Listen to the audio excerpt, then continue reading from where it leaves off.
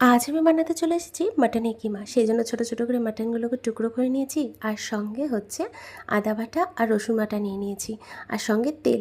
এগুলোকে ম্যারিনেট করে মাটনটার সঙ্গে রেখে দিলাম।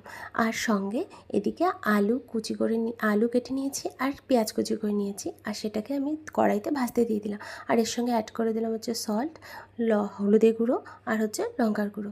আর এদিকে আমি মশলা তৈরি করে নেব। মশলার জন্য কিছুই না, জাস্ট জিরে গুঁড়ো, ধনের গুঁড়ো, আর হচ্ছে একটু গরম মশলা।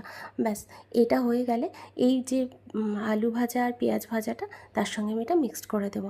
এটা মিক্স করা হয়ে গেলে একটু নেড়ে ছেড়ে নিয়ে মাটনগুলোকে এর মধ্যে আমি দিয়ে দেবো। যেহেতু আমি কড়াইতে মাটন রান্না করছি, সেই জন্য কিন্তু আমি একটু বেশিক্ষণ ধরে এটাকে সেদ্ধ করতে হবে আমার। তার যখন আমার মাটনগুলো সেদ্ধ হয়ে আসবে নামানোর আগে, তখন আমি অল্প ওপর থেকে কয়েকটা লঙ্কা দিয়ে দিচ্ছি। ব্যাস, তৈরি হয়ে গেল। আর ওপরে একটু দিয়ে দিচ্ছি ঘি। এই তৈরি হয়ে গেল মাটন কিমা। কেমন